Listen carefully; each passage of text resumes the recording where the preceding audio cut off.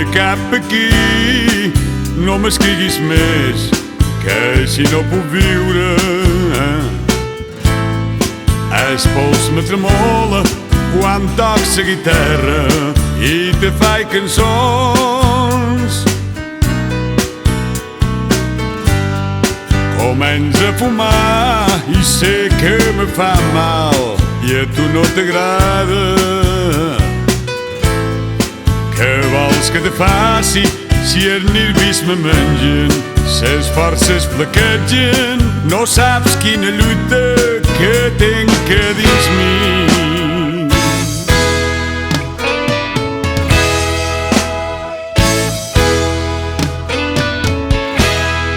Vine cap aquí, que jo ja t'espero amb les mans obertes. Un aspecte que cal destacar d'aquesta Bienal és el mestissatge cultural. El mestissatge cultural que es dona sempre al territori de parla catalana, aquest mestissatge que és una referent històrica del Mediterrani, doncs aquest referent es nota més que mai en aquesta Bienal. La Bienal sempre ha pogut ser un referent del batec del que està passant en el país. Aleshores, hem agafat sempre ciutadans de Catalunya, gent que viu i treballa a Catalunya, que es fa aquesta terra seva, i a partir d'aquí, amb llenguatges i amb formes de ser diferents, ens ve i ens presenta una forma d'expressar, com diu el lema d'aquesta casa, llengua, cultura, país, doncs una llengua, un llenguatge, que és el llenguatge universal, que són les arts. Per part meva i com a representant del jurat, el primer que volia dir és que aquest tipus d'iniciatives i de tasques han de ser, i en aquest cas em sembla que es compleix, beneficioses, diguem-ne, per els tres agents principals, diguem-ne, del món de l'art. En primer lloc, pels artistes, després per al públic, i en tercer per als mediadors, que una mica ajuden a que aquest sistema funcioni. Els mediadors, és a dir, els museus, les institucions col·laboradores, les galeries, i els crítics i les persones que treballen en l'ensenyament artístic. En aquest sentit, crec que puc dir que el jurat ha estat molt satisfet de com ha anat aquesta edició de la Bienal, i això vull remarcar-ho perquè, com bé deia ara el Josep Canals, una de les característiques de la decisió del jurat d'aquest any ha sigut ser molt restrictius en la selecció, i reduir-la només a 9 participants. No tant perquè no hi hagués altres artistes d'entre tots aquests aproximadament 300 que fossin interessants, que hi eren, sinó perquè crec que d'alguna manera ens hem d'adaptar a les noves maneres de treballar i de visibilitzar aquest treball artístic, en les quals l'aspecte d'un cert discurs i d'una certa coherència conceptual és molt important.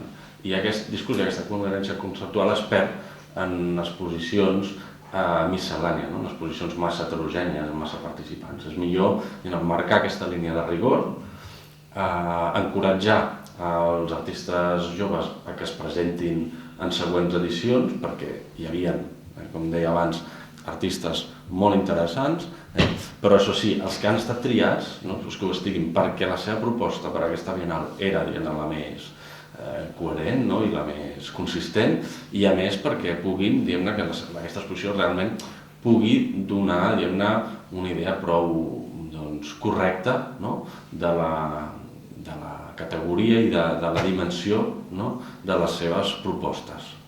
Per tant, a mi em sembla molt positiu aquest encaminament de la Bienal cap a aquesta apreciació cada cop més seriosa, més concentrada del treball artístic dels artistes joves. No és el primer any en què hi col·laborem, si no vaig errat, des de la 14a edició, per tant és la tercera convocatòria de la Bienal en la qual hi col·laborem. Nosaltres tenim 3 línies d'actuació, una que és la preservació del medi ambient, que potser és l'àmbit en el qual primàriament hem estat més coneguts, amb la cooperació social, però també amb l'art, la cultura i el pensament. I dins d'aquesta col·laboració en el tema d'art, cultura i pensament, nosaltres tenim una línia prioritària per l'art mediterrani. L'art mediterrani entès amb el que és contemporàniament l'art mediterrani, que és el creador que viu i treballa als Països Catalans, tal com ha comentat el senyor Canals anteriorment. Sortim al carrer i trobem gent de diversos llocs, de diversos orígens, i en aquest sentit doncs, també s'expressen. Crec que el potencial més important que ens motiva a nosaltres de participar en aquesta Bienal és perquè és de creació, i de creació jove i de creació nova. I com el senyor m'indica, la creació és lliure i no estem en una Bienal de pintura ni en una Bienal d'escultura, estem en una Bienal de creació, de qualsevol tipus d'expressió. I això per nosaltres és un potencial important. Com ha expressat abans el membre del jurat, aquest any hi ha la tendència que hi ha pintura, altres anys hi ha tendència en fotografia. El creador és això, creador, i crea allò que vol.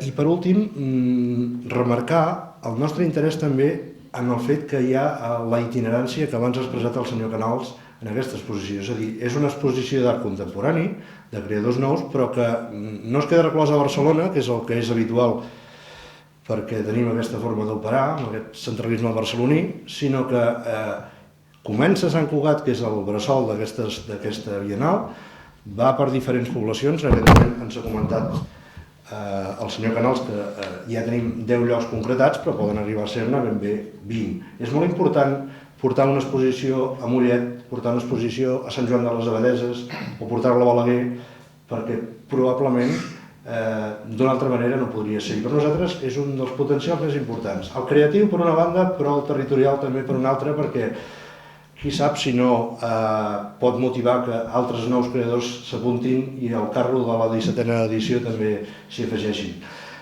Vull agrair també tant la llavor de l'Ajuntament de Sant Cugat des de la primera edició en aquesta Bienal. Penseu que estem parlant d'una 16a edició i això vol dir que són bienals, estem parlant de 30 anys, oi? 31 anys, vull dir que no és una cosa que comenci. I per tant, això també li dona més importància en aquesta convocatòria. Agrair a tots els ajuntaments que també hi col·laboren i també remarcar l'empenta que sempre des del primer moment ens ha transmès el senyor Canals com a motor d'aquesta exposició. Gràcies a tots. Perquè Òmnium recolza la llengua, la cultura i el país, però normalment recolzem aquelles manifestacions artístiques que fan servir la llengua com a vehicle d'expressió. I en canvi, per nosaltres això és una certa limitació. És a dir, que no puguem, diguéssim, d'alguna manera, encara que sigui de manera modesta i molt, si volen, molt simbòlica, el fet de recolzar manifestacions molt importants de la cultura que a través, per exemple, de les arts plàstiques. I en aquest sentit, doncs, el fet que puguem acollir, encara que sigui molt modestament, la Bienal a l'Òmnium és una manera de compensar un cert dèficit que tenim des d'un punt de vista, diguéssim, de cultural, tenint en compte que ens diem Òmnium, que vol dir tot, no? I per tant, hauria d'incorporar, evidentment, alguna vegada fem alguna cosa, alguna incursió i algun recolzament en el camp de la música, sobretot de la cançó en català, i també molt menys doncs, amb les arts escèniques, i per tant, però l'ocasió aquesta de poder col·laborar amb la Bienal, que repeteixo molt modestament, en la presentació d'una iniciativa que neix a Sant Cugat, com alguna vegada com ja s'ha comentat, i que té una tradició important i que intenta justament reactivar i difondre la pintura i totes les arts plàstiques a través d'aquesta Bienal i que es va escampant per tot el territori del país, per Andorra aquest any veig també, per tant a mi em sembla que només és per part meva és que sempre tindran aquesta casa a la seva disposició en la mesura que les nostres possibilitats i que vaja que estem molt contents de poder acollir aquesta Bienal aquí en aquesta presentació. Cada artista té 300 euros que se li donen perquè té un treball, té un material físic que ha empleat, a part del treball intel·lectual, i aleshores això l'estimula a poder seguir treballant.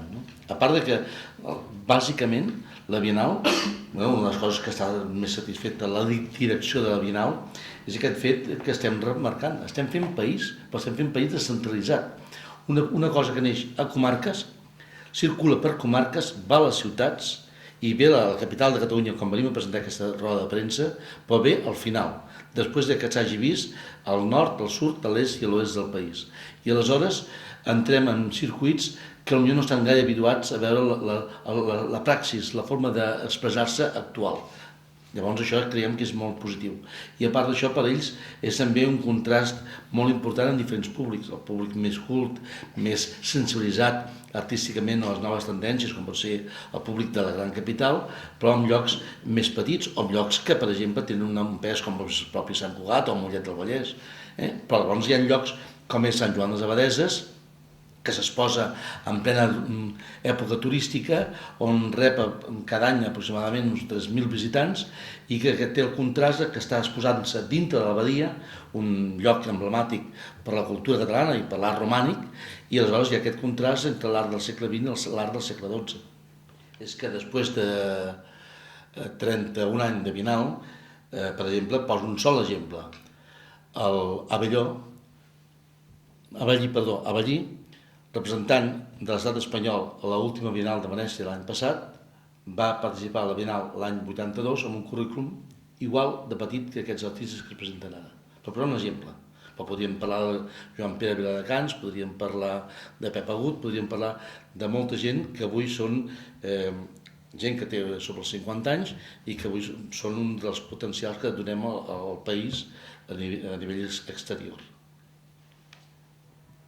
El primer agraïment per ells i encoratjament, com deien els companys de taula i l'Àlex Mitrani, encoratjament als artistes, felicitació als artistes i encoratjament als artistes perquè continuïn amb les seves carreres. I com que sóc l'últim en parlar, doncs agrair també a tothom el seu paper, diguem-ne, en aquesta empresa comuna. En Josep Canals, per mèrit propi i acumulació, diguem-ne, d'experiència i d'entusiasme i d'empenta, a Òmnium, que ens acull i que ens ajuda a donar a conèixer aquest fet important arreu del país, a la CAM, que com deia ja és el tercer any, la tercera bienal que dona suport en aquesta aventura, a tot el jurat a través de l'Àlex Mitrani i a vosaltres per estar aquí. Per part del Museu de Sant Cugat i de l'Ajuntament. Moltes gràcies a tots.